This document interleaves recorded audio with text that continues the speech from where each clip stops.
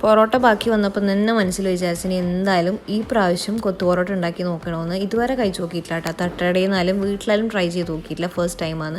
അങ്ങനെ ഒരു 6 പൊറോട്ട ബാക്കി വന്നിട്ടുണ്ട്. അപ്പോൾ അതിനെ കട്ട് ചെയ്ത് മാറ്റി വെച്ചു. ഇനി 2 വലിയ സവാള വെളിച്ചെണ്ണയിൽ നന്നായിട്ട് മൂപ്പിച്ചെടുക്കുക. ഏകദേശം ഒരു ബ്രൗൺ കളർ ആകുമ്പോൾ ഇതിലേക്ക് നല്ല എരിവുള്ള 3 പച്ചമുളകും 1 ടേബിൾ സ്പൂൺ ഇഞ്ചി വെളുത്തുള്ളി പേസ്റ്റും കൂടി ഇട്ടിട്ട് നന്നായിട്ട് അതിനെ പച്ചമണം മാറുന്നവരെ വെയിറ്റ് ആക്കുക. ഇനി ഇതിലേക്ക് മുളക് പൊടി, മഞ്ഞൾ, ഗരം മസാല, ആവശ്യത്തിനുള്ള ഉപ്പ് ചേർത്തിട്ട് നന്നായിട്ട് മിക്സ് ചെയ്തെടുക്കുക.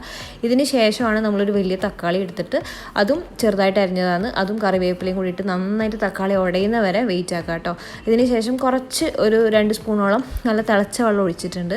ഇനി ഇതിലേക്ക് ഒരു 3 മുട്ടയും കുറച്ച് ഉപ്പും കുരുമുളക് ഇട്ട് ബീറ്റ് ചെയ്തിട്ട് അതും കൂടി മിക്സ് ചെയ്തിട്ട് നമ്മുടെ മുറിച്ച് വെച്ച പൊറോട്ടയില്ലേ അതിട്ട് മിക്സ് ചെയ്തിട്ട് ഒരു 10 മിനിറ്റ് ഒന്ന് ചെറിയ തീയിൽ ദമ്മിട്ട് വെച്ച് കഴിഞ്ഞാൽ കിടുക്കാച്ചി പൊറോട്ട റെഡി ആയിട്ടുണ്ട് കേട്ടോ.